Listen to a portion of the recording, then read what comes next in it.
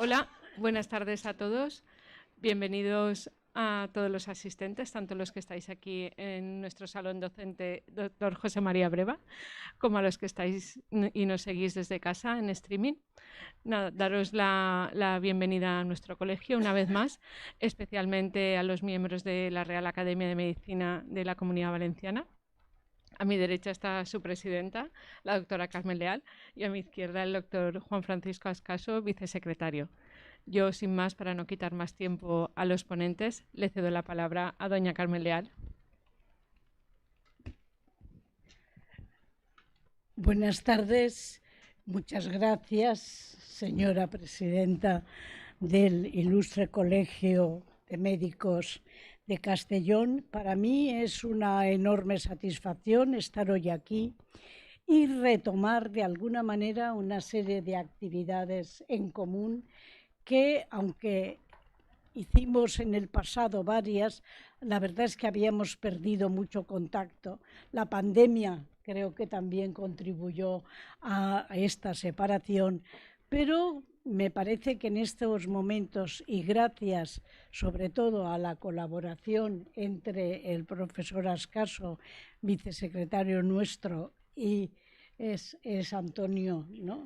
Vicente Pascual, se ha retomado esta relación y a partir de ahora pues nos proponemos llevar a cabo una serie de actividades, incluso tenemos previsto, luego lo comentará el profesor Ascaso, el ingreso de 2 nuevos académicos correspondientes pertenecientes a Castellón y cuyos actos tendrán lugar, uno de ellos aquí en el Colegio de Médicos, seguramente el próximo mes de noviembre.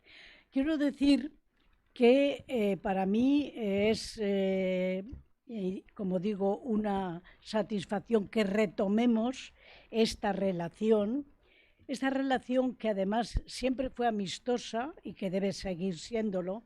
Yo creo que todos ustedes, siempre me gusta a veces decir alguna cosa que rompa un poco el hielo.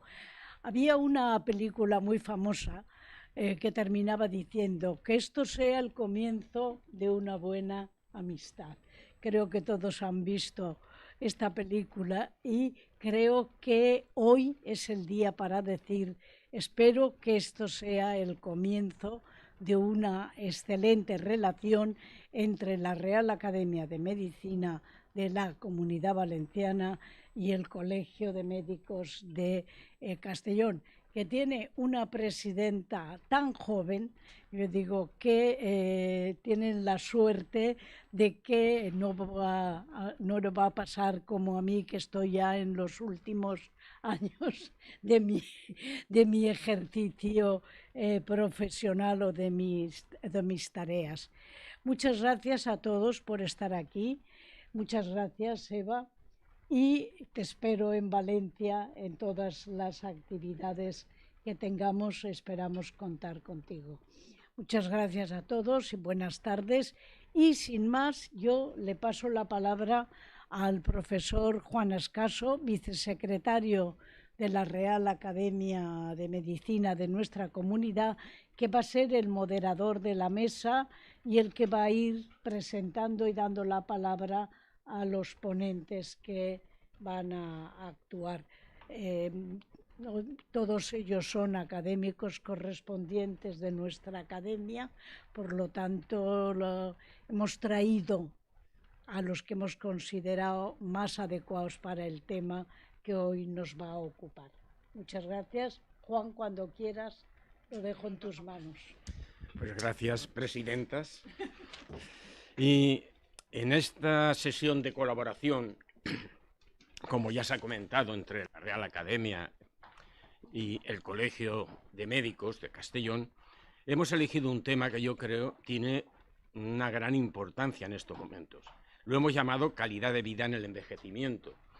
Si recordamos, muy brevemente, nuestra Unión Europea, formada por 27 países, datos de 2019 dicen que el 20% de la población europea, hablando de los 27 países, tiene 65 o más años. Es decir, que 1 de cada 5 ciudadanos europeos está ya en edad de jubilación o más. E incluso un 6%, el 5,8%, tiene más de 80 años. Y el problema es que va a ir en aumento. Va a ir en aumento porque estamos con métodos sanitarios y con los métodos sociales aumentando la supervivencia y tenemos, posiblemente puedo decir la desgracia, de tener una natalidad muy baja. Por lo tanto, pues el envejecimiento de nuestra población va a ir en aumento y yo creo que este tema, por lo tanto, es muy actual. Además, saben que la Unión Europea está luchando también por la calidad de vida en el envejecimiento, que es esta. Sin más, para ello hemos elegido 4 ponentes, todos ellos, pues el primero es el doctor Real, que es catedrático de Medicina y de Endocrinología en la Universidad de Valencia. El segundo es Vicente Pascual, que es el coordinador de docencia de este colegio de médicos, conocido por todos porque es de aquí. El tercero va a ser la doctora Mari Carmen Gómez, catedrática de Fisiología de la Universidad de Valencia.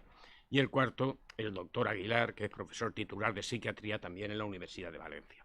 Ellos son académicos, como ya se ha dicho, de nuestra institución.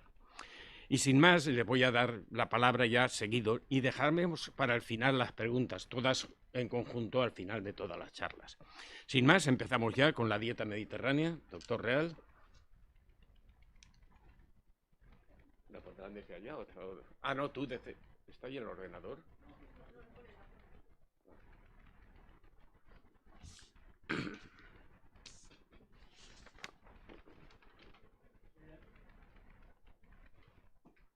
Bueno, buenas tardes a todos.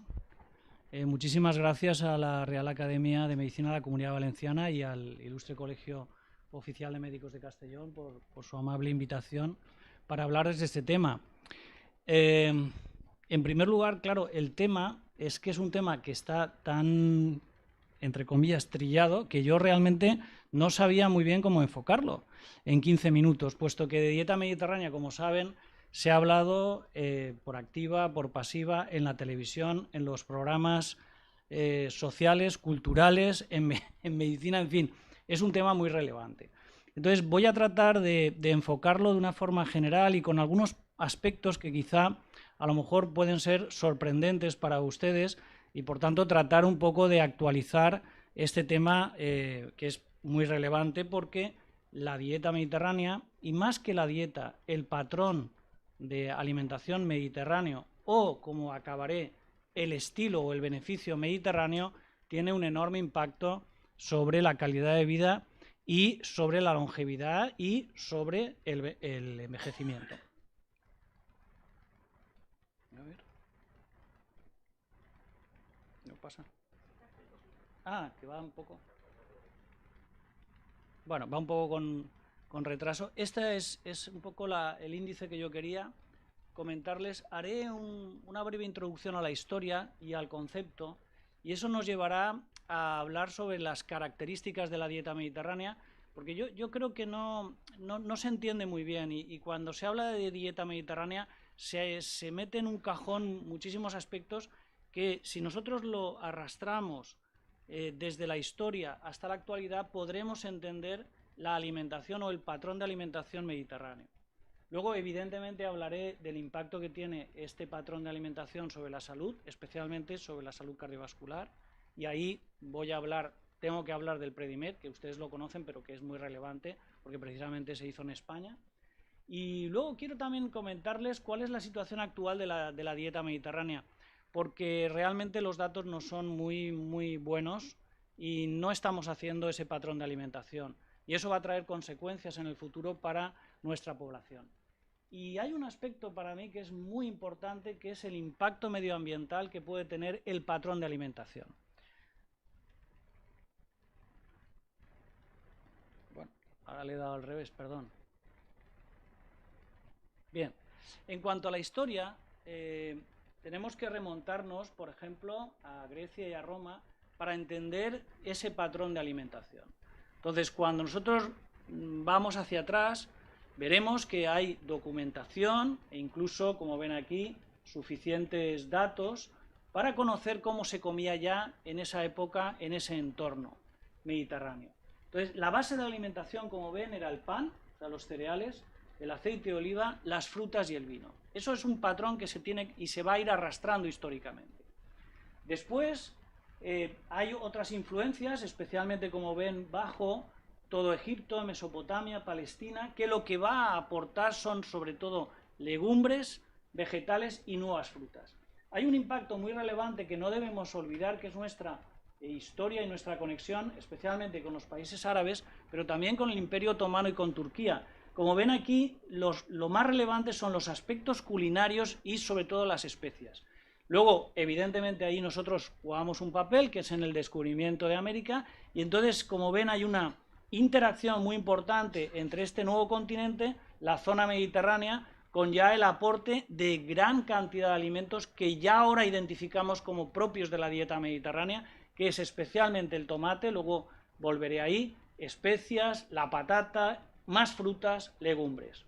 Bien, damos un gran salto y empieza un aspecto ya más científico, donde empezamos a tener estudios descriptivos y especialmente estudios de intervención que demuestran el papel que juega este patrón de alimentación en la salud.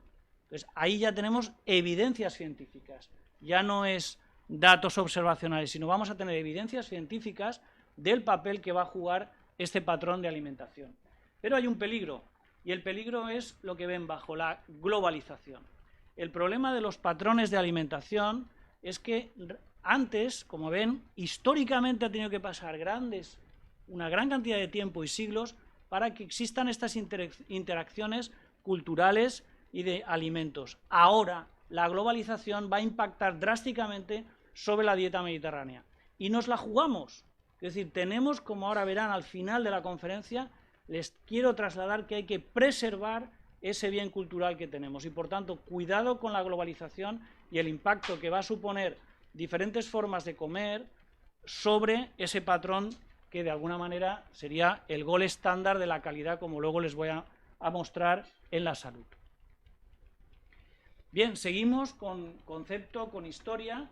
Los primeros estudios que se hacen, especialmente un estudio descriptivo observacional muy interesante, comparando diferentes países de la zona mediterránea con países del norte de Europa, ya muestran cómo en la zona mediterránea es donde mejores datos tenemos a nivel de colesterol, de LDL, de muerte cardiovascular, etcétera, y ya empiezan a ver cómo tiene que haber una acción de esa dieta o de esa forma de comer o de vivir con respecto a la salud. Y es el primer estudio de los 7 países que muestra esto, sobre los años 60-70. Luego, el Lion Diet Heart Study es el primer estudio de intervención que ya muestra el papel relevante que tienen este patrón de alimentación sobre la prevención y la mortalidad cardiovascular.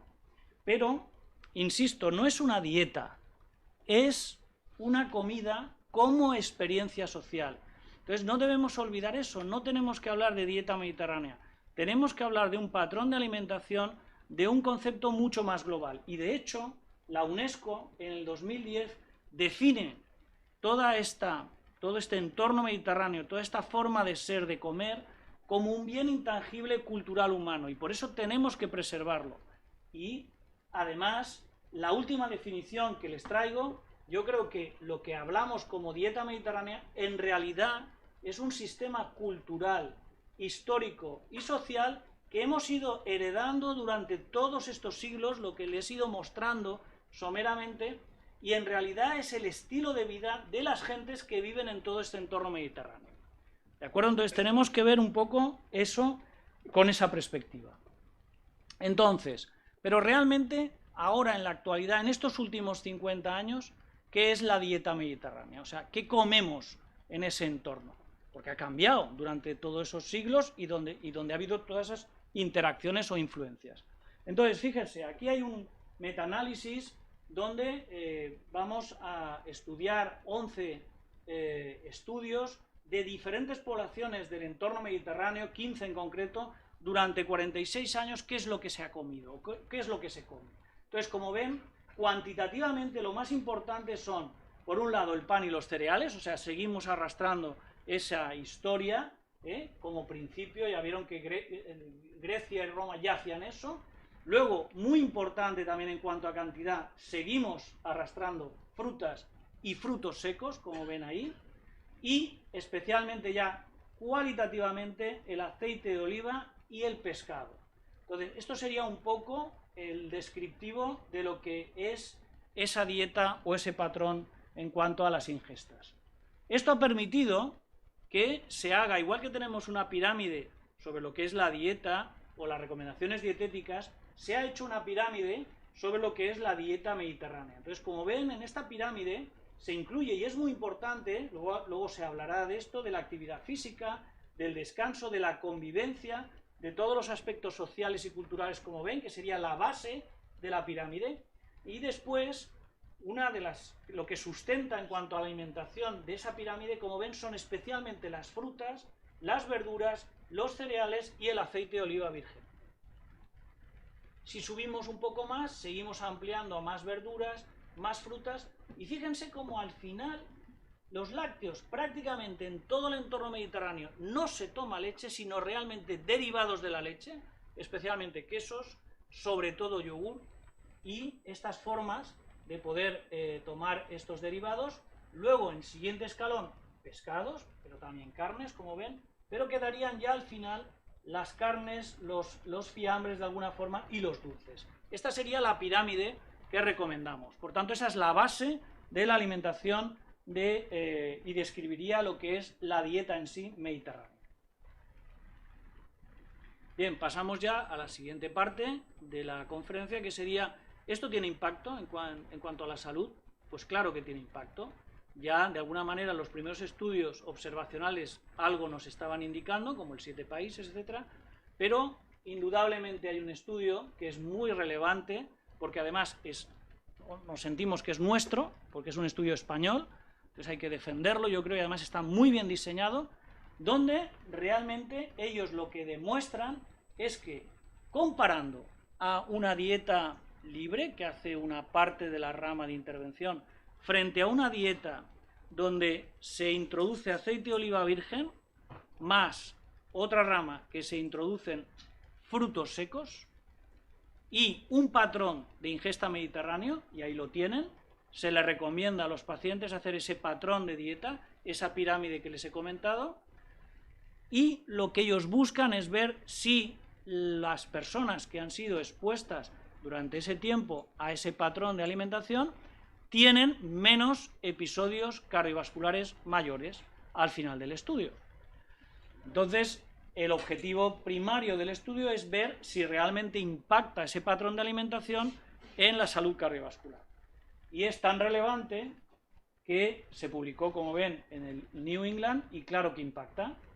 Aquí ven los resultados. Esto está muy resumido. Tendríamos la dieta control, perdón, pero es que no se ve por la pantalla. Pero como ven, está la dieta control, y luego tienen las dos ramas con una dieta rica en aceite de oliva virgen y otra que tiene frutos secos, sobre todo avellanas, etc.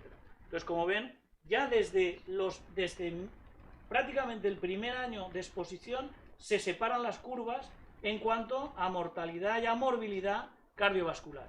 Es decir, que tiene un impacto muy relevante y muy precoz la toma de ese tipo de alimentos, de ese tipo de dieta y de ese patrón de alimentación frente a la mortalidad y morbilidad cardiovascular. Pero hay mucho más. A partir de aquí, el Predimed y otros estudios, pero yo me centro en el Predimed por lo que les he comentado, tampoco tengo más tiempo de hablar de otros estudios. Esta es una revisión Cochrane muy interesante que pueden leer, es extensísima, tiene casi 60 páginas, donde podemos ver claramente y de una forma sistemática el impacto que supone el patrón de alimentación dieta mediterránea en muchos aspectos de salud. Yo he destacado algunos. Por ejemplo, no solo impacta en mortalidad cardiovascular mayor, que sería ictus, infarto y muerte, sino, como ven, también en arteriopatía periférica. Claramente la rama que se expone a este tipo de patrón de alimentación sale beneficiada. También el accidente vascular aislado, el accidente vascular cerebral. Y algo también interesante es que esta dieta, pese a ser una dieta, como luego veremos, relativamente rica en grasa, previene y controla la obesidad y previene la diabetes tipo 2.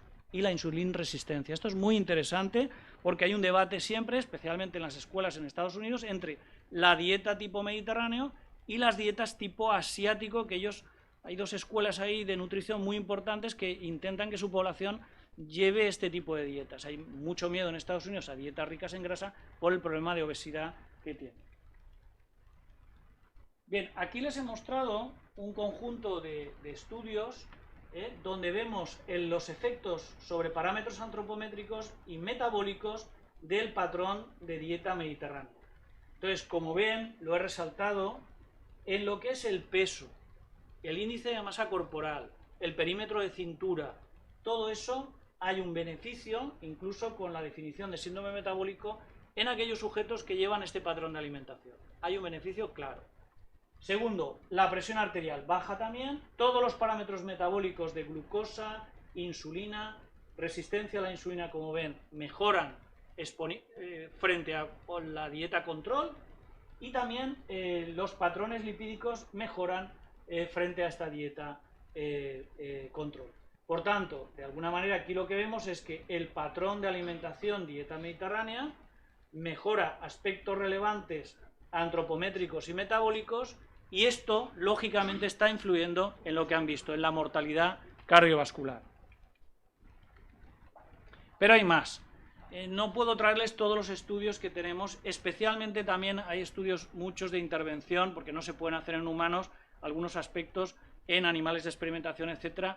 Los alimentos que aporta la dieta mediterránea tienen, como ustedes saben, antioxidantes, tienen una serie de factores que están condicionando, como ven ahí, en esa paella, donde ven diferentes alimentos, todos estos que están contenidos en la dieta mediterránea, de alguna manera están relacionados con mayor longevidad y reducción de comorbilidades de enfermedades crónicas. Es decir, en la introducción se ha hablado del problema del envejecimiento en la población europea, se ha hablado de que vamos a tener muchas enfermedades crónicas, muchas comorbilidades de otra serie de enfermedades geriátricas, etcétera, en gente mayor, y por tanto, patrón dieta mediterránea podría ayudar a la prevención de todas estas enfermedades o comorbilidades e incluso alargar la vida en estos países y en estas formas de comer. Vamos a pasar ya a la parte final, que sería ¿cuál es la situación actual? Es decir, todo esto es muy bonito, hemos visto que se puede incluso objetivar con estudios de intervención, que hay bases científicas para recomendar el patrón de dieta mediterránea, pero la pregunta es, ¿estamos haciendo esa dieta o estamos siguiendo ese patrón? Esa sería la primera pregunta a intentar resolver. Y luego verán también un aspecto que es muy importante, cada vez más en alimentación y nutrición, que sería el impacto medioambiental que suponen los patrones de alimentación. Entonces, lo he resumido en este trabajo. Esta diapositiva sale mucho, pero yo creo que es muy relevante. Como ven, a la izquierda, esto sería a la izquierda lo que debería ser un patrón de dieta mediterránea. Y como ven, a la derecha es lo que está ocurriendo en este momento con la ingesta.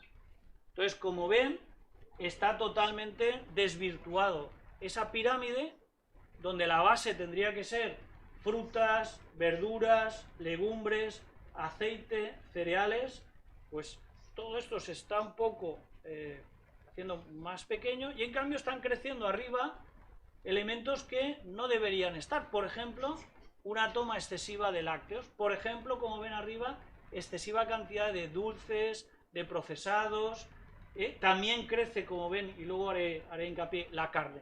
O sea que, como ven, realmente es una lástima porque no estamos haciendo ese patrón de alimentación. Pero es más, aquí ven la evolución desde el año que yo nací, en 1964, curiosamente en la diapo, y lo que está pasando, estos son los últimos datos del 15, pero tenemos datos más actuales, lo que pasa es que no he querido ponerlos, porque son prácticamente iguales o peores a lo que ven ahí. Entonces, efectivamente, como ven, el patrón de dieta mediterránea sería en los años 60, donde ven una correcta distribución de los macronutrientes, las grasas, sobre todo a expensas de monoinsaturados y poliinsaturados, los hidratos de carbono, 53%, pero a expensas de hidratos de carbono complejos, que esa es la diferencia, y realmente poca cantidad de proteínas. La dieta mediterránea es muy frugal, o debería ser muy frugal. Entonces ven cómo va evolucionando y va creciendo drásticamente el consumo de proteínas, como ven, del 12 hasta casi el 16%, va reduciéndose el consumo de hidratos de carbono, pero no solo se reduce, sino que crece los hidratos de carbono simples, que era lo que habían visto en la pirámide, y como ven, las grasas también van creciendo, pero no crecen a partir de poliinsaturados, o sea, pescados, frutos secos o monoinsaturados, sino que crecen arrastrando las proteínas, la grasa animal. Entonces todo esto es un patrón que se está desvirtuando y que puede tener un impacto sobre la salud en nuestra población. Por tanto, por eso deberíamos volver un poco a retomar a esa forma de comer de nuestro entorno mediterráneo. Y es más, ¿qué pasa si no lo hacemos? Es que es muy importante si no lo hacemos. Y con eso ya termino. Porque como ustedes ven, si nosotros comparamos el patrón de dieta mediterránea, que sería MDP, con el patrón de la dieta occidental o la fast food o la comida rápida, fíjense cómo el uso de espacios de agricultura es tremendamente superior con la dieta occidentalizada. Segundo, el consumo de energía para obtener alimentos es muy superior. Algo muy importante, el consumo de agua. El patrón de dieta mediterránea está adaptado a nuestro entorno, árido, seco, y por eso tenemos que mantenerlo, no solo porque la ingesta y el patrón es necesario para la salud, sino porque preserva todo el impacto medioambiental que, como ven, es muy relevante en cuanto a consumo de agua y emisión de gases con efecto invernadero. O sea que no es baladí el facilitar a nuestros agricultores que vuelvan a aportar este tipo de alimentos de proximidad, porque tiene un enorme impacto a nivel social, a nivel económico y global. Y bien, con eso termino. Por tanto, la dieta mediterránea creo que es un bien cultural que debemos preservar, promocionar y ojalá mantener, si llegamos a volver a conseguirla, que tiene indudables efectos beneficiosos sobre la salud, especialmente la cardiovascular, pero muchos aspectos de la salud que no he querido tratar, obesidad, diabetes, etc. Finalmente, que el impacto medioambiental de este patrón de ingesta es el mínimo para la zona donde nosotros estamos y, por tanto, esto de importar patrones de alimentación creo que no procede, no es adecuado por esta situación. Ya para finalizar, les pongo esta diapositiva que me la ha cedido mi maestro, que es el profesor Ascaso, donde se resume lo que les estamos comentando. En realidad, más que de dieta, etcétera, lo que tenemos que hablar es de un beneficio global de todo el entorno mediterráneo con todos estos aspectos que serían importantes y que no solo es la dieta, sino es un patrón de alimentación y, como ven, un estilo de vida que tendríamos que mantener. Muchas gracias. Muchas gracias, Pepe. Bueno, después de la dieta mediterránea vamos a ver algunos conceptos de verdades y falsedades sobre algunos productos de nuestra dieta. Vicente, cuando quieras. Bueno, en primer lugar, muy buenas tardes a todos. Agradecer a Juan su amable invitación para estar aquí. En este caso me voy a sentir profeta en mi casa porque esta es la casa de todos, pero especialmente de los médicos de Castellón como yo. Bueno, pues yo he intentado hacer una presentación muy visual. Espero que las diapositivas pasen con rapidez porque si no, la primera tarda un poquito. Pues es una presentación con mucha animación y entonces pues quizá tengamos dificultades. La flechita abajo. Vale. Bueno, pues en principio aquí tenemos lo que está ocurriendo en los últimos años. La alimentación es la base sustantiva de la prevención y del tratamiento de las enfermedades crónicas y es un ejemplo de lo que no hacemos o no debemos hacer bien, porque el resultado es que en los últimos años hay una auténtica epidemia mundial de diabetes y obesidad.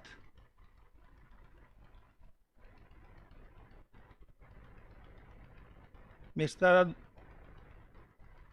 estoy boicoteando la presentación.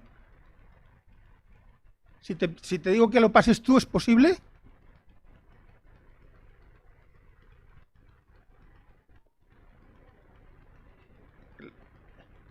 Es que no pasa ni la de arriba. ¿No funciona? Vale. ¿Solo la de abajo? Retraso de 1 segundo y medio. Vale. Bueno, pues volvemos a empezar. Aquí tenemos lo que está ocurriendo últimamente, que es esa epidemia que tenemos de obesidad, esa globalización del problema de la obesidad.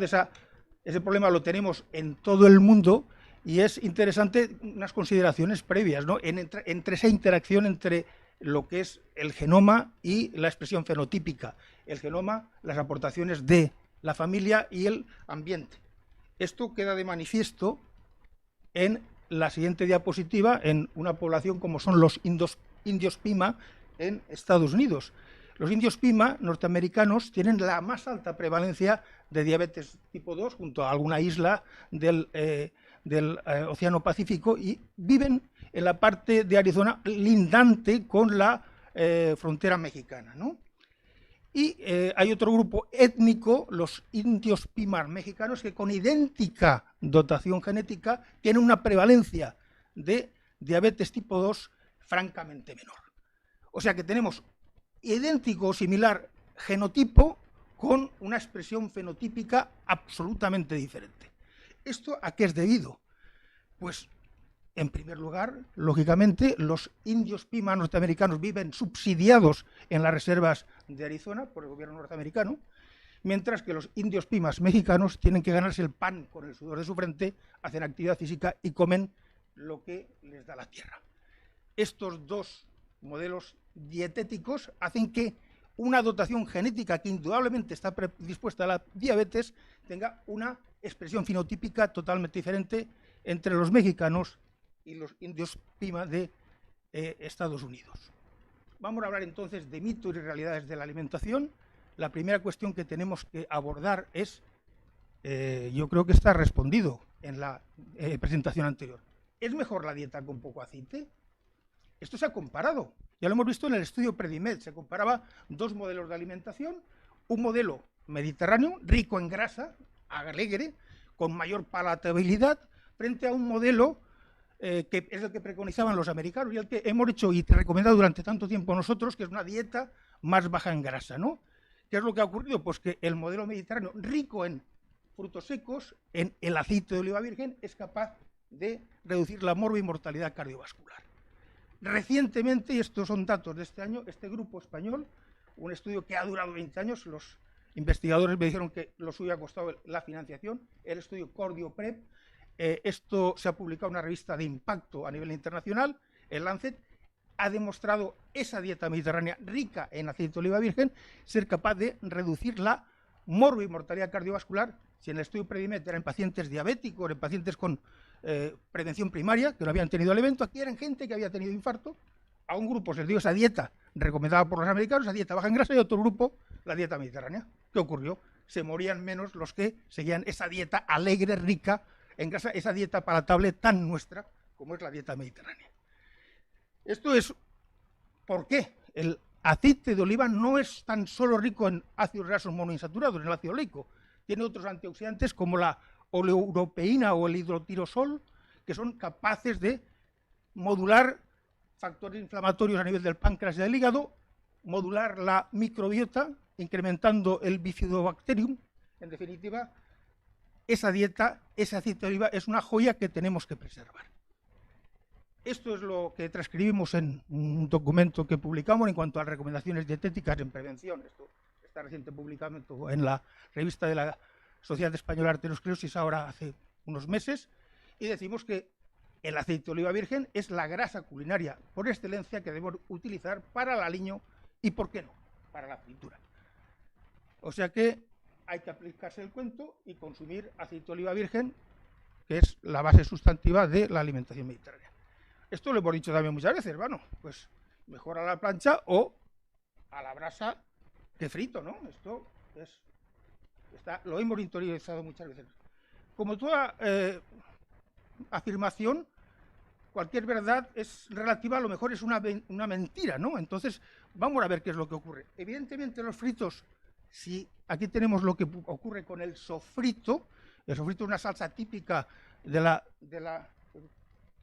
Mediterráneo, en el que aquí vemos lo que ocurre con un chupito de sofrito consumido al día siguiente. Esa mezcla de antioxidantes que aporta el tomate, la cebolla, el ajo, el aceite de oliva virgen, conlleva pues que marcadores inflamatorios al día siguiente mejoren.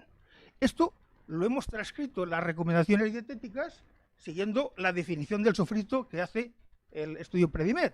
Se puede consumir sofrito, pongámosle un poquito de alegría a nuestra dieta todos los días.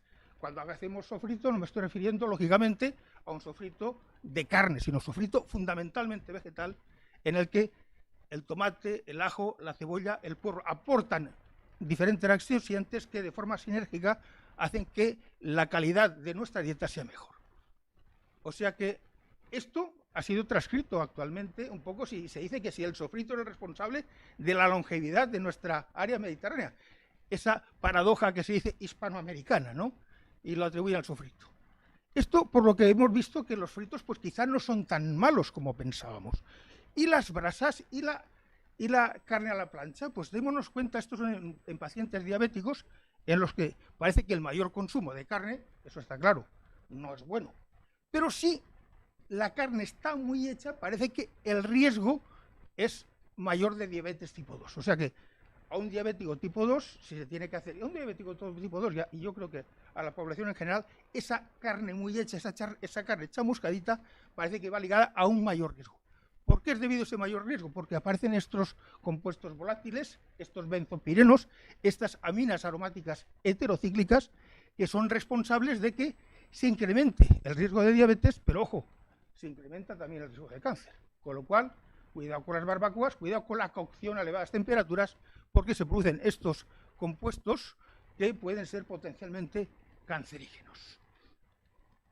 El pan tan denostado, bueno, está claro, mejor, ahí estaremos todos de acuerdo, ¿no? ¿Os parece? ¿Mejor el pan integral? Pues yo creo que sí, que será mejor el pan integral. Aquí queda transcrito en esta diapositiva, parece que la mayor ingesta de cereales integrales está ligada a menor riesgo de infarto agudo de miocardio. También parece que es recomendable, en definitiva, consumir cereales integrales frente a el refinado. Es mejor pan integral que pan, entre comillas, normal. Pero, aquí tenemos un pan integral en el que cabe de todo. Entonces, si le damos la vuelta, miramos la etiqueta y nos encontramos con cosas tan sorprendentes como que tiene azúcar. O sea, un pan con azúcar, no sé si será pan o no, pero este es el pan integral. Si nos vamos a otro etiquetado, aquí podemos, esto es curioso y esto es de nota, unas galletas sin azúcar. Sin azúcar es sacarosa, que es un disacárido que es glucosa más fructosa. Estas galletas integrales no tienen sacarosa, pero tienen fructosa y glucosa. Se anuncian como galletas integrales sin azúcar. O sea, evidentemente, este no es el alimento integral que debiéramos consumir. Siguiendo en esa línea, lo que hemos de tener en cuenta es que los ultraprocesados, que también es el pan, los tenemos que evitar porque el mayor ingesta de alimentos ultraprocesados está ligado a un mayor riesgo de mortalidad y el mejor etiquetado, valga la redundancia, es que no tenga etiquetado. Es alimento de proximidad, alimento de la tienda, o sea que salgamos del supermercado con colorido de frutas y verduras y no de múltiples paquetitos que indicarían que estamos comiendo de forma inadecuada. Aquí dos consideraciones es los lácteos. Yo he preconizado casi toda la vida mejor los lácteos desnatados que los enteros. Y luego el queso se ha satanizado y, bueno, pues si tienes el colesterol alto, no consumas queso graso, ¿no? O no tomes queso graso. Vamos a ver, siendo muy breve, la diferencia que hay entre la leche entera y la leche desnatada es que la leche entera tiene más grasa y menos agua. O sea, si pretendemos que nuestro paciente consuma una alimentación, una dieta más pobre en calorías, mejor la leche desnatada, porque le aportará un menor número de calorías. Pero a nivel de protección cardiovascular, parece, y aquí lo tenemos subrayado, que el consumo de leche entera no tiene efectos deleterios a nivel cardiometabólico. Y esto es una cosa que es conveniente tenerlo o reseñarlo. Y el queso, pues del queso y yogur parece que no tienen efectos negativos en el tema lipídico. Sí que yo al menos sí que haría la siguiente aseveración. Si eres hipertenso un queso muy graso, pues no lo consumas porque es muy rico en sal. Pero incluso parece que antagoniza o modula los efectos prohipertensivos del contenido de sal que tiene. O sea que el queso parece que no es tampoco muy malo. Esto lo transcribimos en un artículo que publicamos en 2020 con el equipo de Reus, de Rosa Solá. Repasamos pues las evidencias científicas que habían hasta el momento y encontramos que el queso tiene una evidencia importante en cuanto a que parece que reduce el riesgo cardiovascular y parece que reduce el riesgo de ictus. En cuanto al yogur, parece que la reacción es neutra con la enfermedad cardiovascular y que sí, eso sí, con evidencia grado A, que puede reducir el riesgo de diabetes. O sea que los lácteos podemos decir que en principio no son o no debemos darles tan mala prensa, sobre todo a los lácteos enteros, como la que tenían. Y seguimos con ya llegamos casi al postre, y el café. El café subirá la tensión arterial. Si yo tengo la tensión alta, yo me puedo tomar 2, 3, 4, hasta 5 cafés al día. ¿Os parece adecuado? Pues vamos a ver, porque son datos recientes. A partir de ahora yo creo que voy a poner datos todos de este mismo año, del último año. Aquí tenemos una cosa muy curiosa. En rojo, todos los componentes del café, que son múltiples. O sea, el café no solo es cafeína y agua, es que tiene otras muchas cosas. Tiene clorogénico, tiene muchas cosas en las que parece que hay componentes del café que pueden incrementar la presión arterial, mientras que hay otros muchos, en verdecito, con la carita, que pueden decrecer la presión arterial. El resultado es que el consumo de café no incrementa la presión arterial, que era una preocupación. Y esto es reciente, del 23 de marzo, es de hace pues una semana, por lo menos yo he leído hace una semana, hace ya un mes. El consumo de café no parece ligado a efecto arritmógeno, que eso también era otro de los problemas que parecía que pudiera tener el café. O sea que el café ni sube la tensión ni produce problemas arritmógenos, ¿no? Más cosas del café, y lo que sí que parece que produce el café es efectos beneficiosos en cuanto a la prevención de la diabetes. O sea, el mayor consumo de café va ligado a un menor riesgo de diabetes, de tal manera que el que consume más café luego desarrolla menos diabetes. Ojo, no estoy diciendo que el que consume el café sea un tratamiento de su diabetes, pero sí que es verdad que si tiene una prediabetes, pues que consuma café. ¿Hasta cuánto café podemos tomar? Pues yo diría que hasta esas 5 tazas de café al día yo creo que sería adecuado y, bueno, saludable desde un punto de vista cardiometabólico. Démonos cuenta, la curva en U, que se replica tanto en el descafeinado como en el café normal, en el café expreso, en el que el beneficio se consigue a partir de 1, 2, 3, 4, hasta 5 tazas de café al día. Se reduce, ojo, la morbimortalidad cardiovascular en los consumidores de café.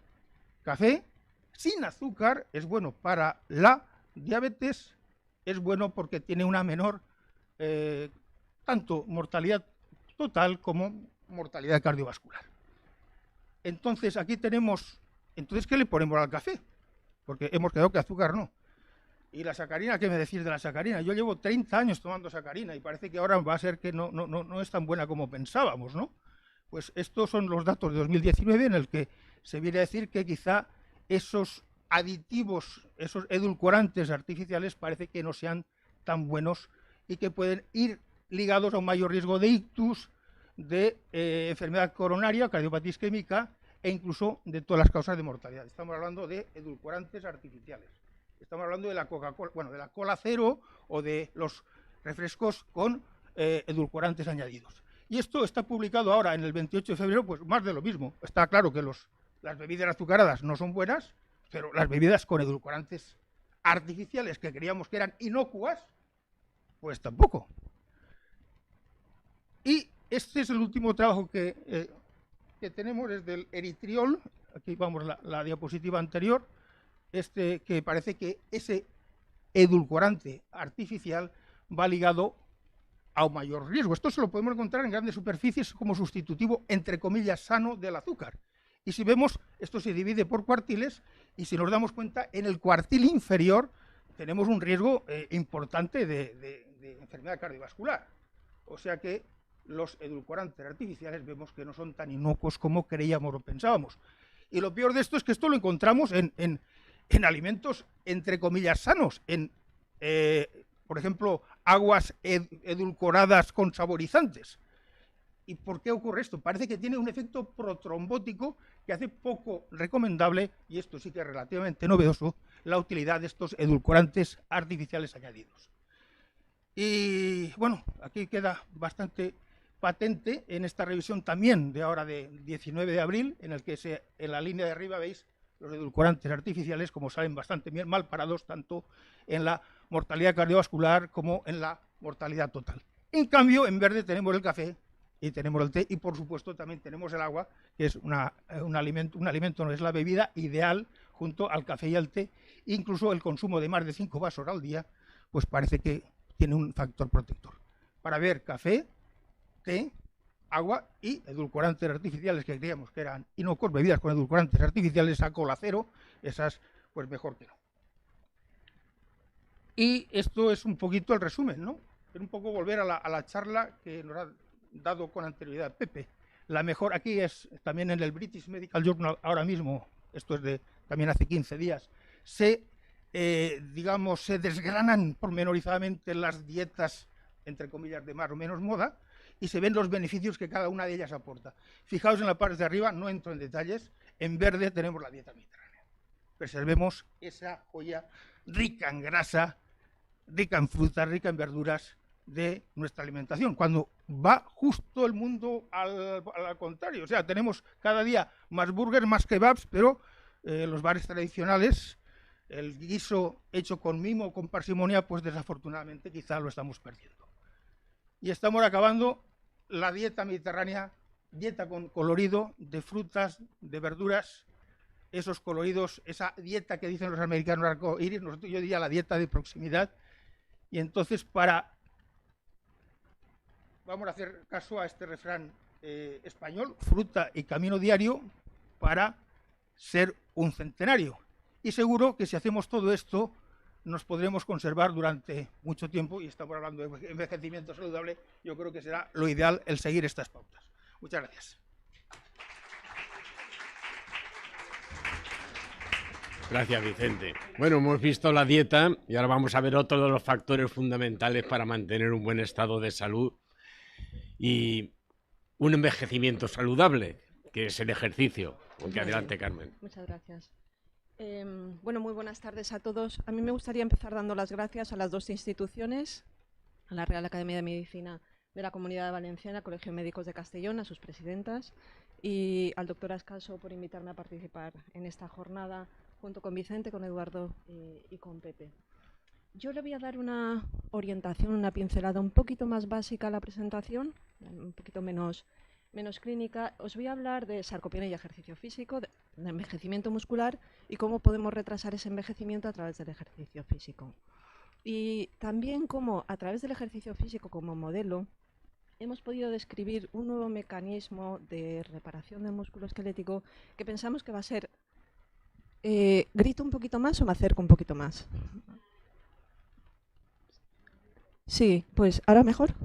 Muy pegadita entonces. Pues os decía cómo a través del ejercicio físico como modelo hemos conseguido describir un nuevo mecanismo por el que el músculo envejece y que pensamos que va a tener una trascendencia en clínica pues bastante relevante. Este va a ser el guión de mi presentación. Empezaré comentando las principales características del envejecimiento muscular y de la sarcopenia muscular, en qué se diferencian los procesos de regeneración y de reparación del daño muscular. Os mostraré que las firmas de reparación del músculo esquelético están alteradas durante el envejecimiento y que eso va a tener trascendencia en cuanto a la función muscular. Mirad, el músculo esquelético ocupa el 40% de nuestro peso corporal. Tiene distintas funciones en el cuerpo, pero yo creo que no hay duda que todos coincidiremos en que la generación de fuerza y movimiento es una de las principales. Gracias a la musculatura esquelética, yo estoy en bípede estacionario ahora mismo o me puedo mover. Por tanto, nuestra autonomía, nuestra independencia es muy dependiente del mantenimiento de nuestra masa y nuestra función muscular. Y cuando hablamos de calidad de vida, en el contexto del envejecimiento, esos son dos aspectos muy relevantes. Desde un punto de vista estructural, el músculo esquelético está formado por las fibras musculares, que son unas células enormes y que además tienen una capacidad que no tienen otros tipos celulares, que es la de contraerse. Y a través de esa contracción nos permiten el movimiento. Hay otra característica que tiene un músculo esquelético que lo hace muy particular, y es que es una célula, o la fibra muscular, es una célula muy multinucleada. En una fibra muscular estándar humana hay aproximadamente unos 2000 núcleos. Hay otros tipos celulares en el cuerpo que también tienen más de un núcleo, pero no el grado de multinucleación que muestra la fibra muscular.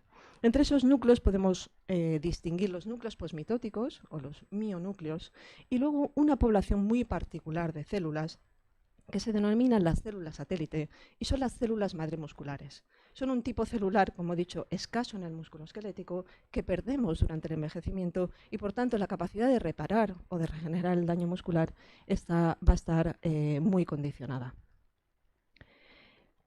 Nosotros estamos muy interesados en el envejecimiento muscular porque la disminución con la edad de la masa muscular es la disminución más dramática y potencialmente más significativa que vamos a experimentar. Cada aparato y sistema envejece a una velocidad distinta. El primer sistema que envejece es el sistema renal, pero, insisto, el envejecimiento muscular es de los más dramáticos que vamos a experimentar en nuestro organismo. Desde un punto de vista celular, este envejecimiento se caracteriza por cambios en el tipo de fibra muscular hacia un enlentecimiento de las fibras. Por eso, a medida que nos hacemos más mayores, la velocidad de la marcha está mucho más enlentecida. Hay una disminución en la integridad de las motoneuronas, también muy descrita, y una clara disminución en el área de sección transversal del músculo esquelético. O sea, se va a producir una atrofia muscular que todos aquí yo creo que ya hemos experimentado. Pero lo peor es que esto se va a acompañar de una serie de cambios funcionales que se van a manifestar incluso en edades tempranas. A partir de los 40 años experimentamos una disminución de la fuerza muscular bastante evidente. A partir de la década de los 30, una disminución en la potencia muscular. Hay descritas disminuciones en la movilidad muy evidentes también y alteraciones en el equilibrio que explican por qué el riesgo de caídas es tan elevado en el adulto mayor. Lo que hemos visto recientemente es que, aparte de todos estos mecanismos, los procesos de regeneración y de reparación del músculo esquelético son claves para explicar el envejecimiento muscular. La sarcopenia es una enfermedad muscular que podríamos considerar una insuficiencia muscular. Al igual que hablamos de insuficiencia cardíaca, que hablamos de insuficiencia renal, la sarcopenia lo que va a denotar es una insuficiencia muscular. Se caracteriza por una baja fuerza muscular, una baja cantidad y una baja calidad del músculo esquelético. En cuanto a las causas de la sarcopenia o los mecanismos por los que tenemos esa pérdida de calidad de músculo esquelético, como podemos ver en la diapositiva, son bastante diversos. Todos ellos están englobados en un artículo, y yo creo que aquí estamos reclamando Producto Nacional todos, que es los Hallmarks of Aging, un artículo que se publica en Cell, que se publica principalmente por autores españoles, que ha sido uno de los artículos más citados en toda la literatura. Se publicó en el año 2013, tiene más de 12.000 citaciones y se ha vuelto a publicar se ha revisado en el año 2023, 10 años después. Dentro de las marcas del envejecimiento o de los signos del envejecimiento, nuestro grupo de investigación nos ha interesado mucho el estilo de vida sedentario y, por tanto, de ahí la importancia del ejercicio físico, y luego la alteración en las poblaciones de células madre a medida que envejecemos, que cuando hablamos del músculo esquelético, como les he dicho previamente, tenemos que especificar qué se denomina la célula satélite. En el año 2021, y en colaboración con un grupo de investigación español de la Pompeu Fabra, el de Pura Muñoz, y un grupo de investigación portugués, el de Edgar Gómez, publicamos un trabajo en el que establecimos un nuevo mecanismo de reparación muscular con implicaciones en el envejecimiento. Lo que se sabía hasta ese año, hasta el 2021, es que cuando sufrimos un daño muscular muy severo, un daño traumático, un daño quirúrgico o el daño que inducimos en los modelos preclínicos en los laboratorios a través de la inyección de, por ejemplo, agentes mionecróticos como las cardiotoxinas en el músculo esquelético, en ese contexto que todos coincidiremos que no es un contexto muy de la vida real, es un contexto pues es un daño muscular, insisto, muy severo. La regeneración del músculo esquelético depende de esa población de célula madre muscular que, como les he comentado previamente, está tan reducida en el adulto mayor. Es lo que consideramos una visión célula-madre centrista. Lo que describimos en el año 2021, en este estudio, es que en un escenario de menor severidad, en el daño que inducimos en nuestra musculatura cuando hacemos ejercicio físico, sobre todo si tiene un componente excéntrico importante, o cuando realizamos actividades básicas de la vida diaria, como puede ser el descenso de escaleras, un daño que podríamos considerar más bien fisiológico o más bien de la vida real, la reparación de la célula muscular es independiente de la célula satélite. Se activa un nuevo mecanismo de reparación autónomo de la miofibra que implica a los núcleos posmitóticos, a los mionúcleos, la liberación local de RNAs reparadores, RNAs mensajeros reparadores, y que además es un proceso que se resuelve con mucha rapidez, en 48 a 72 horas. Para describir este mecanismo utilizamos diversos modelos, modelos preclínicos, como he dicho, ratones modificados genéticamente. Hicimos varios estudios en humanos y varios estudios en modelos in vitro, tanto de miotubos como en miofibras. Lo que vemos en esta imagen, en la izquierda, son dos fibras musculares aisladas del músculo sóleo, que es un músculo con una contracción o en el que predomina un tipo de fibra de contracción lenta. Esos son dos inmunofluorescencias. En la parte superior en morado vemos una tinción para una chaperona que se llama Heat Shock Protein 27 y en la parte inferior para la filamina C. En este estudio utilizamos estas dos proteínas como marcadores de localización de daño, porque lo que está muy descrito es que hay un enriquecimiento en estas dos proteínas en las zonas de la fibra que han sufrido algún daño. Como vemos en esta imagen, en un músculo sano que no ha sido ejercitado, pues la fibra está estupendamente. Los núcleos que están aquí marcados en blanco se sitúan en la periferia de la fibra y además equidistantes unos de otros, respetando lo que se conoce como el myonuclear domain. Cuando hacemos un ejercicio físico con un componente excéntrico, ya a las 5 horas observamos un daño muscular muy evidente. Vemos una acumulación tanto de Heat Shock Protein 27 en la parte superior como de filamina C en la parte inferior, un enriquecimiento de esas dos proteínas que denominamos las cicatrices tanto de filamina C como de Heat Shock Protein 27. Y miren lo que pasa a las 24 horas. Solo 24 horas después, alrededor de las cicatrices, se produce una aglutinación, un aumento en la densidad de los mionúcleos, que están, como les he dicho antes, marcados en blanco. Inicialmente podríamos pensar que son los núcleos de la célula satélite que se activan, proliferan y se desplazan a la zona de daño o con intención reparadora. Pero cuando hacemos un marcaje específico con dos marcadores exclusivos o bastante restrictivos de células satélite, como son PAX7 y MIOD, vemos que alrededor de las cicatrices de daño no se produce ese marcaje para células satélite y por tanto esos núcleos son mionúcleos o núcleos posmitóticos. Para confirmar ese hecho, lo que hicimos es una ablación genética de toda la población de células satélite en un modelo knockout condicional, de ratón knockout condicional para ese tipo celular. O sea, reducimos en un animal ya desarrollado, que tiene todo el desarrollo muscular, reducimos la población de células satélite. Aquí vemos cómo la población se reduce de forma significativa. Ejercitamos esos animales de forma con un componente excéntrico y vemos que la respuesta de la filamina C es idéntica en el ratón silvestre con respecto al ratón modificado genéticamente, por lo que podemos concluir que este proceso de reparación es independiente de este tipo celular. Como investigadores básicos intentamos colaborar con los clínicos y dar el salto o comprobar los mecanismos en humanos. En este caso diseñamos un protocolo de ejercicio físico excéntrico y recogimos biopsias musculares de vasto lateral antes y después del ejercicio. En la parte de la izquierda está la inmunofluorescencia previa al ejercicio, 24 horas después a la derecha, y vemos cómo claramente, marcado en verde, vemos las cicatrices de filamina C, por lo que podemos concluir que es un mecanismo que está conservado en todas las especies, incluso en humanos. Muy bien, pues después de describir este nuevo mecanismo de reparación y el time course de reparación, lo que recurrimos son a los modelos in vitro para poder explicar o para poder establecer la secuencia de eventos moleculares que están implicados en esta reparación. Y para eso tuvimos que recurrir a un nuevo modelo de daño. Cómo dañar una fibra muscular in vitro o un miotubo in vitro. Lo que se le ocurrió al grupo portugués, que es un grupo de microscopistas, es utilizar un láser para poder dañar las fibras musculares in vitro. Aquí lo que vemos en verde es una fibra muscular que está cortada. En rojo vemos el núcleo, y en esa ventana en amarillo, en ese círculo en amarillo, lo que vamos a dañar es de una forma muy local y muy limpia el miotubo. Vamos a estudiar con un microscopio confocal la evolución del daño a las 5, 10, 15 y 25 horas. Vemos ahí el rayito que representa el daño, y en la parte de la derecha una ampliación de la zona de daño, en la que podemos ver que a las 5 horas claramente hay unas protusiones, unas ampollas que denotan que hemos dañado en esa sección la fibra muscular. Y fíjense cómo el núcleo, que está marcado en rojo, a las 5, 10 horas se desplaza hacia la zona de daño, alcanza la zona de daño a las 15 horas, repara el daño y vuelve a su posición original a las 25 horas, respetando lo que, como he comentado antes, el myonuclear domain.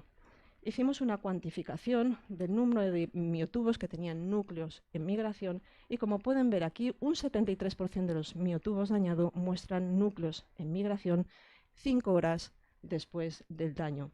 Y también confirmamos que la reparación estructural de los miotubos se resuelve en 25 horas. Si lo que hacemos es aislar una fibra muscular madura, ¿vale? Si obtenemos una fibra muscular madura, obtenemos un resultado muy similar. En la parte superior vemos cómo lo dañamos, y esta ventana, esta ventana en verde, está marcando el núcleo desplazándose hacia la zona de daño con intención reparadora. Observamos que el mecanismo de reparación es más lento en una fibra muscular ya madura con respecto al miotubo, dado y teniendo en cuenta que los miotubos tienen un citoplasma mucho más fluido y que va a permitir el movimiento de moléculas o de organelas a través de la red microtubular, pensamos que ese resultado tiene mucho sentido.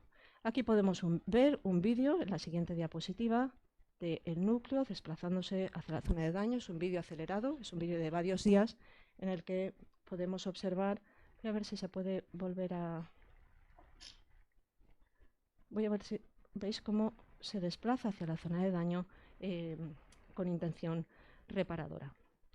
Dada la importancia que tiene la estructura del citoesqueleto en este mecanismo, lo que hicimos fue probar distintos fármacos inhibidores del citoesqueleto para ver si esto afectaba al desplazamiento de los núcleos en la fibra muscular. Utilizamos tanto la nocodazola como la colchicina, que son dos inhibidores de la polimerización de la tubulina y que por tanto alteran la autopista que utiliza o que pensábamos que utiliza el núcleo para desplazarse, la red de microtúbulos. Fíjense cómo la velocidad de desplazamiento de los mionúcleos se reduce muy significativamente cuando utilizamos tanto la nocodazola como la colchicina. El siguiente paso fue inhibir una de las proteínas motoras más importantes en el músculo esquelético, que es la dineína. Todos conocemos el papel de la miosina en la contracción muscular. La dineína es una proteína de cargo, es una proteína que transporta distintos tipos de moléculas a través del citosol de la célula, y en este caso de la célula muscular. Cuando inhibimos la dineína con cilibrevina, lo que observamos es que también se reduce significativamente la velocidad de desplazamiento del núcleo. En este vídeo que voy a reproducir ahora, lo que van a ver es en el citoesqueleto cómo se produce la polimerización de la tubulina, cómo se forma la red de microtúbulos, que va a ser la autopista que va a utilizar, como he dicho antes, el núcleo para desplazarse, y vamos a ver el papel que tiene la dineína. Esta dineína, esta proteína que está arrastrando, como pueden ver, un cargo. Podría ser perfectamente el núcleo, que cuando se ha señalizado la zona de daño. Otra cosa que pudimos ver es que los mionúcleos adoptan una firma transcripcional temporal tras el daño muy concreta, muy específica, que permite la liberación local de RNA mensajero con función reparadora. Y eso además va acompañado de un aumento de la síntesis de proteínas, que podemos detectar en la zona de daño a través de los ensayos con puromicina. Por tanto, lo que podemos concluir es que la integridad muscular se mantiene a través de un nuevo sistema de reparación que no implica a la célula satélite, sino a los mionúcleos, y que a mí me gusta mucho comparar con un pinchazo. Si vamos en bici y tenemos un pinchazo menor, se clava una astilla en la rueda, lo que podemos hacer es poner un parche, volver a hinchar la rueda y continuar pedaleando. Es un mecanismo de reparación muy rápido. Si el pinchazo es mucho más masivo, es mucho más severo, no nos va a bastar con un parche.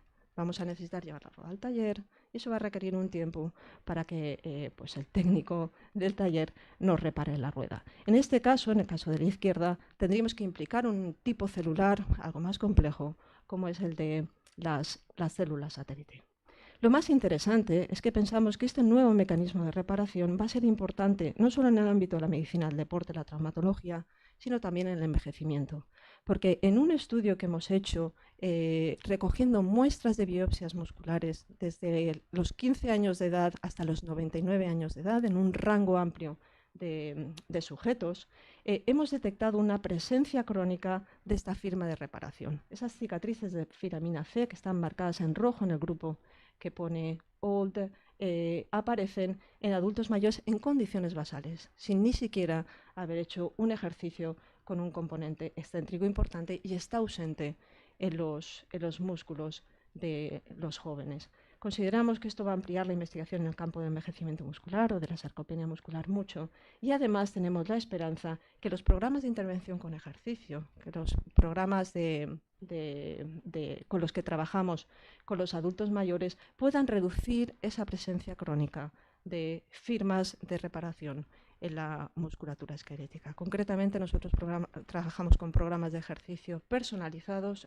individualizados, en la que se trabajan prácticamente todas las cualidades físicas básicas. En el adulto mayor no nos centramos solo en el trabajo de resistencia aeróbica, sino que se trabaja de forma bastante importante la fuerza, y sinceramente pensamos que eso va a tener trascendencia en este nuevo mecanismo. Finalmente, dar las gracias a mi grupo de investigación en el Departamento de Fisiología, la Facultad de Medicina de Valencia, a todos los colaboradores. Tenemos una suerte tremenda de tener una red de colaboradores importantes, entre ellos, como pueden ver, destaco al profesor Pepe Real, con el que estamos haciendo un proyecto de investigación sobre mitocondria, fragilidad e importancia de los programas de entrenamiento en señoras mayores, y muchas gracias por su atención. Muchas gracias, Carmen. Bueno, y hemos pasado de la dieta a posibilidades para que reparemos bien nuestros músculos y tener menos sarcopenia. Y ahora vamos a pasar a la parte psicológico-psiquiátrica, es decir, alteraciones que vienen relacionadas con el envejecimiento y que también nos pueden, pues, disminuir nuestra vida y disminuir la capacidad de ser felices. El botón de abajo, ¿no? Hemos quedado. Buenas tardes. Darle las gracias a Eva como presidenta del Colegio de Médicos de Castellón y a Carmen como mi maestra y un poco más que eso. Sí que quería comentar sobre aspectos psicológicos en el envejecimiento, pero antes sí situar un poco, contextualizar. Ahora contextualizaré en un segundo la exposición, pero sí quería... Me hice una vuelta a casa. Curiosamente, yo cuando toda mi familia era 46 barras, yo era 12 barras, porque mi primer trabajo fue, y mi primera colegiación fue aquí en Castellón, trabajando en Almenara. Ha pasado mucho tiempo, me alegro mucho de volver, y ahora quería contextualizar, si me aclaro, a ver si... ¿Es el botón de abajo?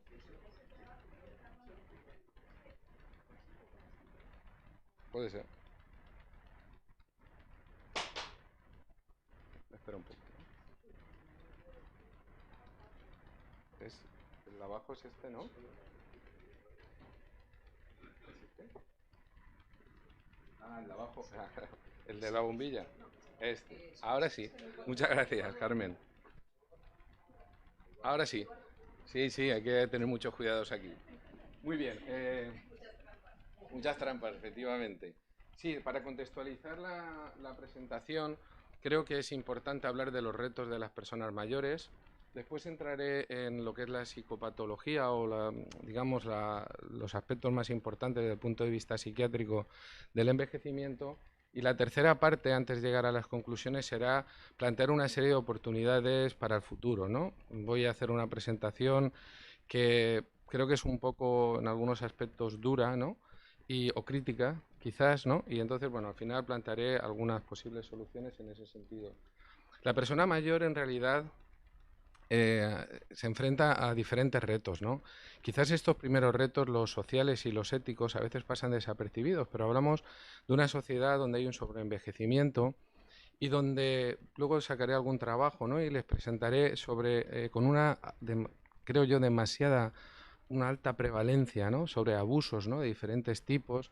Hay además una tendencia social que puede resultar positiva en algunos aspectos, sin duda, ¿no?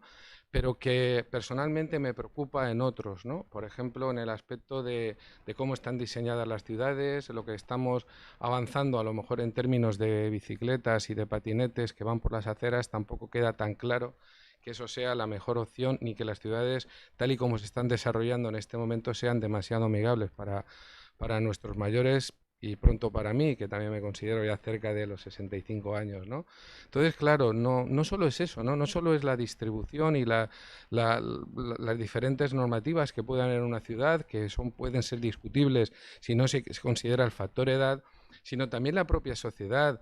Todo evoluciona de alguna forma a la compra online, evoluciona también a los bancos. Cuando vas ya no te atiende la persona que te atendía antes y que tú le pedías tranquilamente con tu libreta para que te la actualizaran, ¿no?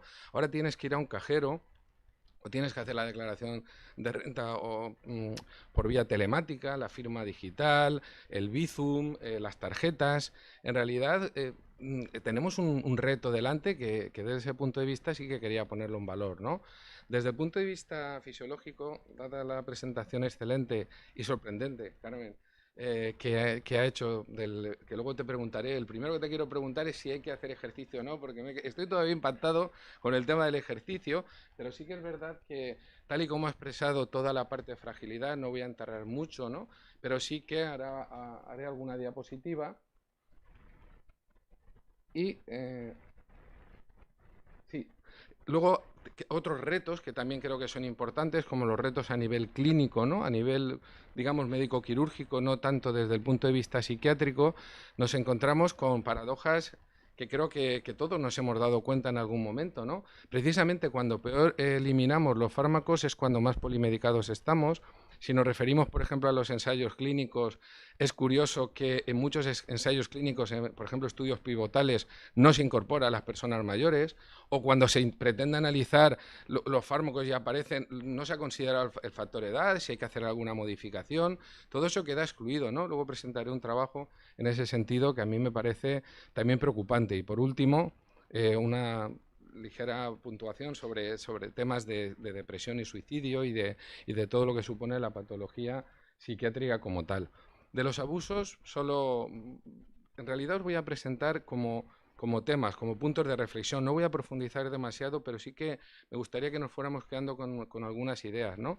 El tema del abuso, que es un 15% según este estudio, muy importante el estudio, y sobre todo, a mí me gusta no solamente la prevalencia, que considero una barbaridad, ¿no?, sino también que a veces se nos va un poco que hay diferentes tipos de abuso y que no solamente la negligencia de por ejemplo, pues maltratar a nuestros mayores, ha cambiado la sociedad tremendamente. O sea, si cualquiera que trabaje en un hospital sabe que donde antes se quedaban las familias y no había prácticamente nadie que estuviera solo, hoy en día cuando ingresas, yo trabajo en Interconsulta, pues te encuentras a lo mejor a la abuelita o al abuelito cambiado, pero durante un ingreso a lo mejor de 3 semanas y no tiene un cambio. Y hay cada vez más personas que no tienen a nadie que en realidad se turnen para asistir a los que ingresan, ¿no?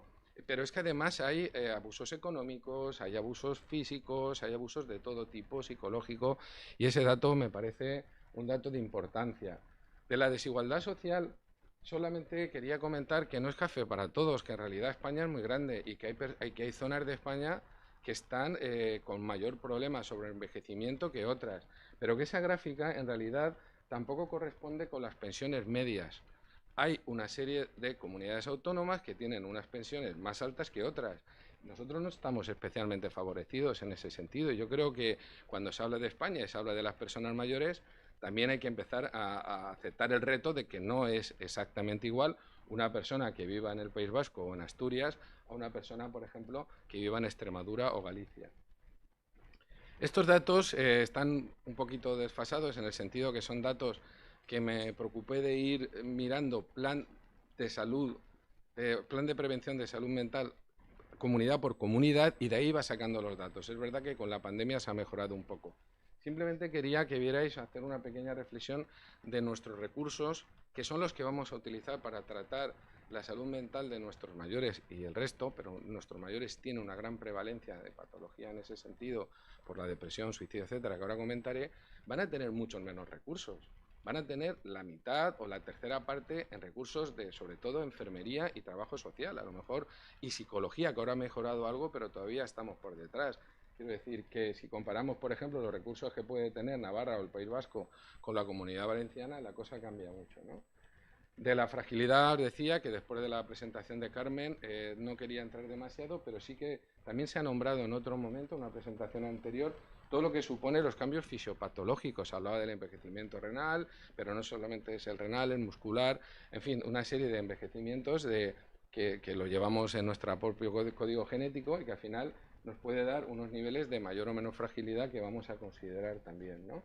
Este era el trabajo que comentaba un poco sobre la polifarmacia, el hecho de indicaciones de fármacos que no deberían estar, que no son adecuadas, que en realidad otras intervenciones que podrían ser, por ejemplo, no farmacológicas y que podrían ser óptimas en una persona que a lo mejor está eliminando más lentamente esos fármacos, están muy infrautilizadas, y sobre todo también hay un problema en ese sentido de todo lo que os comentaba antes en la investigación. Es que es realmente alarmante, ¿no?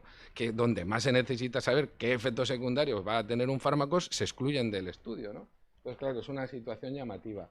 Traigo este trabajo que me parece relevante, no es un trabajo de psiquiatría, es un trabajo, como veis, del JAMA de Internal Medicine, pero me parecía muy importante porque estamos hablando de una muestra prácticamente nacional a nivel de Inglaterra, de casi 60.000 pacientes con demencia de diferentes tipos, y de más de 225.000 controles. Son números muy importantes, y aunque sea una cohorte retrospectiva, la conclusión era que la sobrecarga anticolinérgica produce demencia directamente. Se asocia más a la vascular, según el trabajo, pero produce demencia.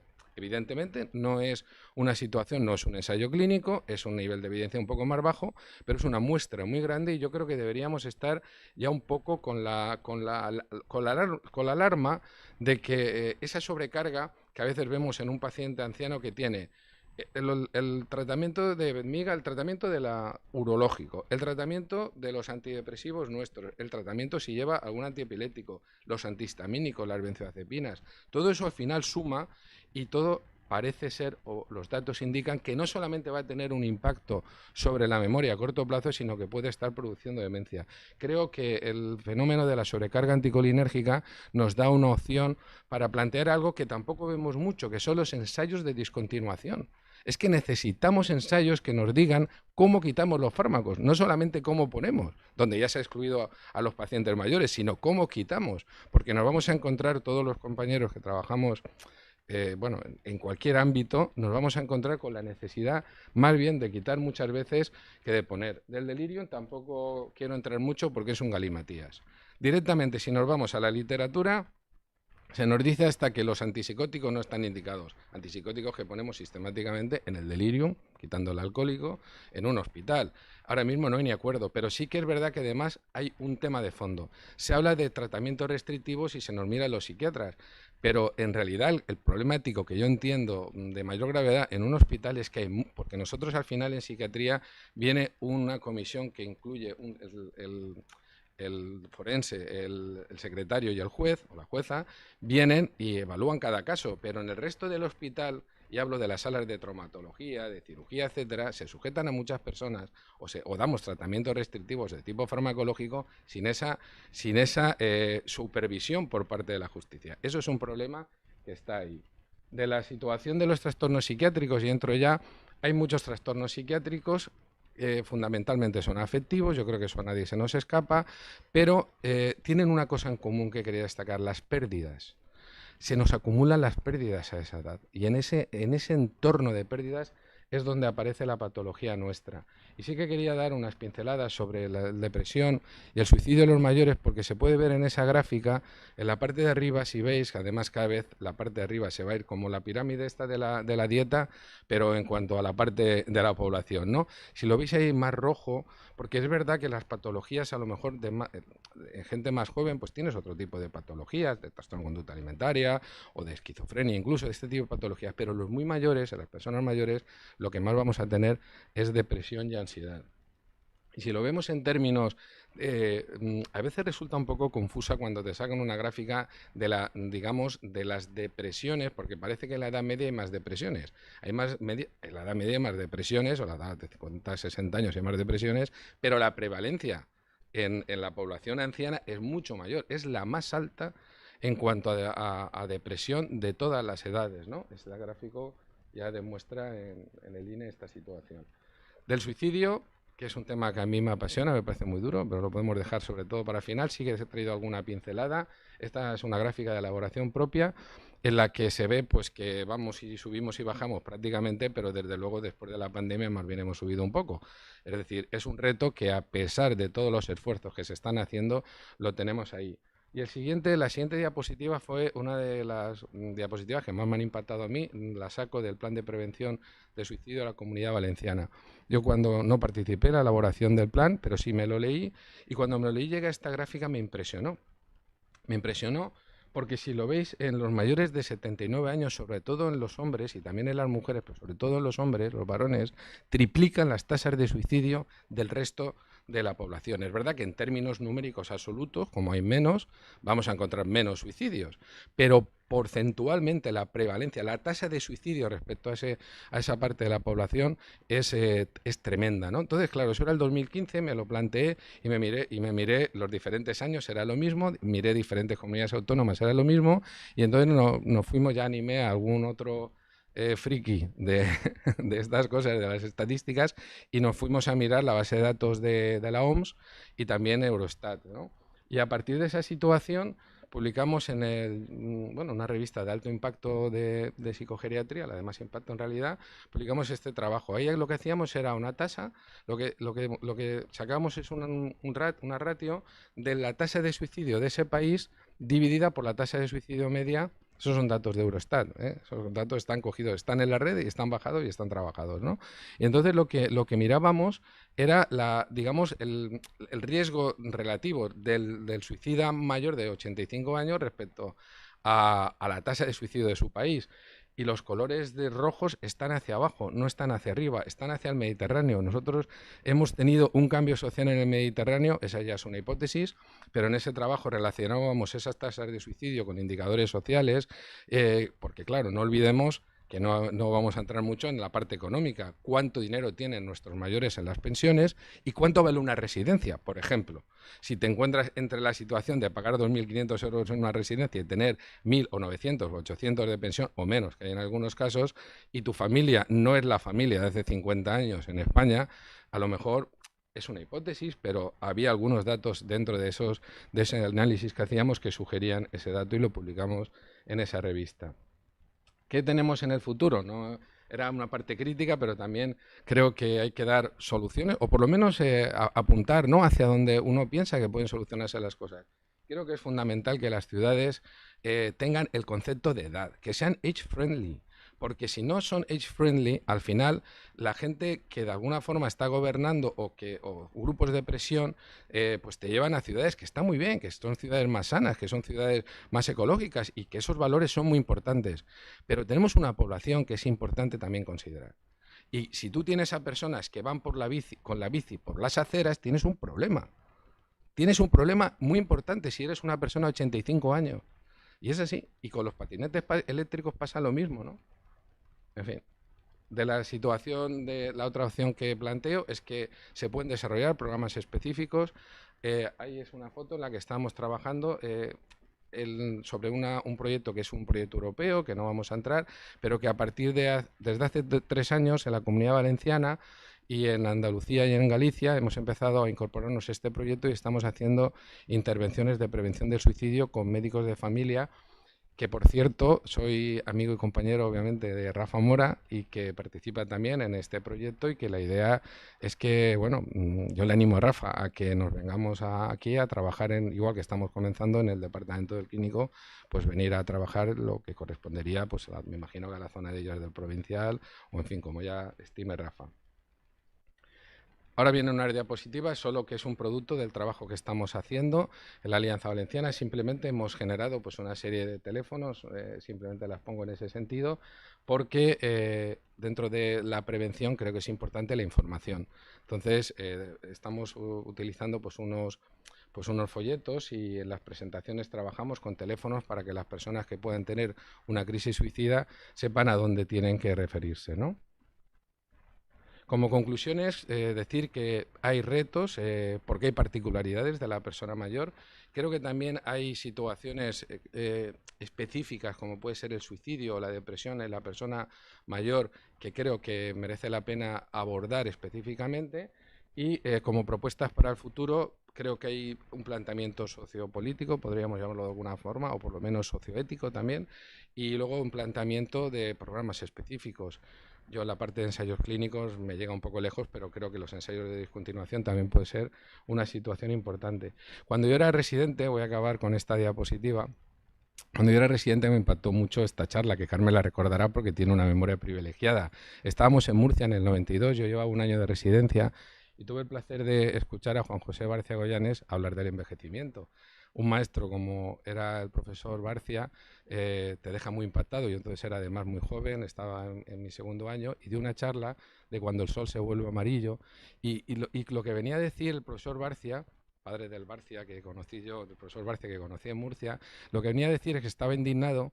Me llamó mucho la atención porque estaba indignado porque en un programa de estos de la televisión la periodista había dicho algo así de ¿qué hacemos con nuestros mayores? O algo así. Entonces el profesor Barcia en ese momento se había visto tentado de llamar al programa y decir: a ver, nosotros ya somos mayorcitos también, para ver qué hacéis vosotros con los mayores. Y estaba un poco indignado en ese sentido, dio una charla preciosa que acaba al final transmitiendo un poco el mensaje de que si las personas que nos preocupamos y que trabajamos como sanitarios para el bienestar de nuestros mayores, si conseguimos tener un poco de impacto en la sociedad para cambiar un poco los procesos, la visión que se tiene, que habremos hecho algo importante para los momentos donde el sol se vuelve amarillo.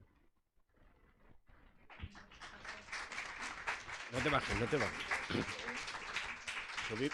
Los ponentes, como se ha hecho un poquito tarde, vamos a hacer muy pocas preguntas, pero bueno, quien quiera hacer alguna pregunta a cualquiera de los miembros que han participado, pues este es el momento.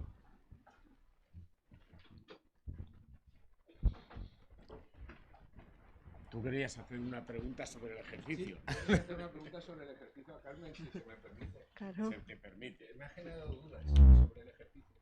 Me ha parecido preciosa la charla, me ha encantado. Pero ¿es bueno hacer ejercicio? ¿Es bueno hacer ejercicio con moderación? ¿Qué podemos sacar de la charla?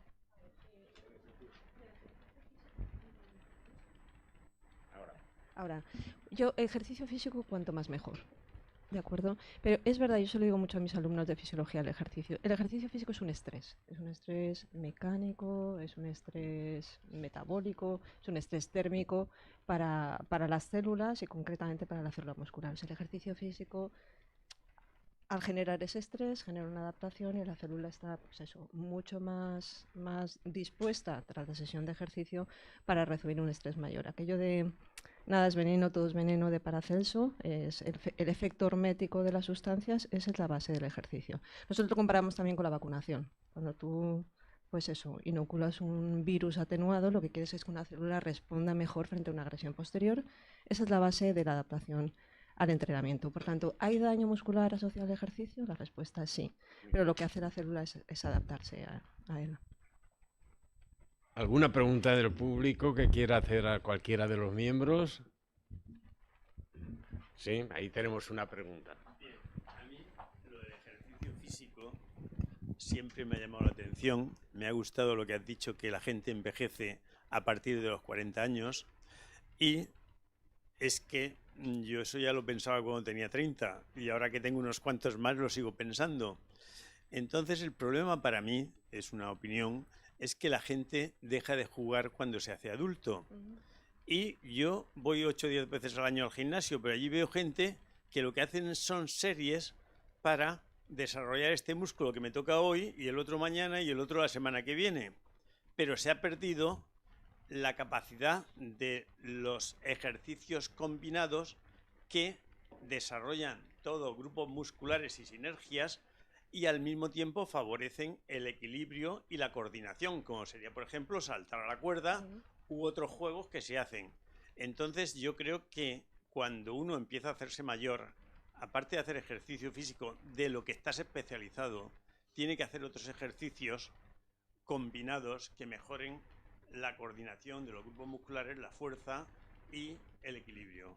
Bueno, era una pregunta, pero también era un comentario. Pues totalmente de acuerdo. Ahora hablamos de ejercicio multicomponente. O sea, los programas de ejercicio que se recomiendan para adulto mayor son multicomponentes, que se trabajan todas las cualidades físicas básicas. O sea, se trabaja la resistencia aeróbica, se trabaja la coordinación motora y el equilibrio, y se trabaja la fuerza muscular. Sobre todo la fuerza muscular, que está un poquito denostada en adulto mayor, se trabaja mucho. Para el trabajo del equilibrio es verdad que se juega mucho. ¿De acuerdo? O sea, en función del riesgo de caídas que tiene la población con la que trabajas, puedes saltar a la cuerda o no. ¿De acuerdo? Que igual saltar a la comba es un pelín exigente en programas de ejercicio para adultos mayores, pero es una visión mucho más global. O sea, nosotros que tenemos un programa de ejercicio, se llama el programa Mejora, intentamos trabajar todas las cualidades físicas básicas, además, todos los días, ¿sabes? Antes se hacía 3-2 o se hacían combinaciones, pero hoy por hoy no hay duda que la reflexión que usted ha hecho es la que estamos observando todos, ¿sabes? Que los programas de ejercicio deben englobar todos esos aspectos. Yo creo que con esto vamos a terminar recordando lo que aquí se ha dicho esta tarde, y es que la dieta es fundamental para mantener un buen estado de salud en toda la población, desde los niños a los adultos, pero muy importante, obviamente, en los adultos y las personas mayores, que el ejercicio es fundamental también en todas las edades, pero especialmente en las personas mayores, para mantener un buen estado muscular y no tener los problemas físicos que aparecerán antes o después, pero vamos a retrasarlo lo más posible. Y finalmente, los problemas psicológicos y los problemas relacionados con la vida moderna que tenemos, de soledad, como se ha dicho, de depresión y tal, pues ahí sí que tiene un papel muy importante las autoridades gubernamentales en considerar que esta población necesita una serie de cuidados, no solo médicos, sino cuidados generales y unas buenas ciudades y unos buenos sistemas para mantener un buen estado de salud que dure todo el tiempo que sea posible en nuestra vida. Sin más, pues, última pregunta, la doctora Leandro. No es una pregunta, es un comentario. Creo que la mesa trataba sobre envejecimiento y cualquiera de las actuaciones ha sido muy importante para que se envejezca bien. Ya que hemos aumentado la longevidad, pues vamos a mejorar también la calidad de vida de esa longevidad, si tenemos la suerte de no tener ninguna patología. Eduardo ha nombrado al profesor Barciagoyanes, que murió con 102 años. Todo hay que decirlo, lo digo porque el secreto, y él decía que el secreto de su longevidad estaba en que no había dejado de trabajar y de investigar ni un solo día en toda su vida, aparte de la suerte de no tener ninguna patología importante. Y lo que él ha dicho del sol amarillo es un poema persa que don Juan Barcia citaba, que era una alabanza de una vejez sana, porque decía que cuando el poema persa dice que cuando el sol se pone amarillo es precisamente cuando se le puede mirar de frente, que a mediodía deslumbra. Cuando se pone amarillo en el atardecer se le puede mirar de frente. Es decir, entonces es cuando ya tenemos todos los conocimientos suficientes precisamente para enfrentarnos a él. Ese poema persa que yo tengo guardado en alguna parte, no sé dónde, era un poco un elogio de una vejez saludable, que es exactamente lo que creo que el profesor Ascaso quería hoy que aquí llegara al público. Bueno, pues muchas gracias. Ya terminamos y le anunciamos que entre las actividades de la Academia con el colegio este año, después del verano tendremos otra sesión como esta, aparte de que vendremos a Castellón en 2 ocasiones para nombrar a 2 académicos, como ya ha dicho la profesora Leal. Uno aquí en el colegio, lo haremos en noviembre, y otro, porque lo hemos decidido así, será en la sede de la universidad también, también no, en febrero. Pues muchas gracias a todos por vuestra asistencia y gracias al colegio por tenernos aquí. Muy bien, muy bien. Perfecto. Ah, sí, bueno. Si queréis tomar una cerveza o similar, o un agua.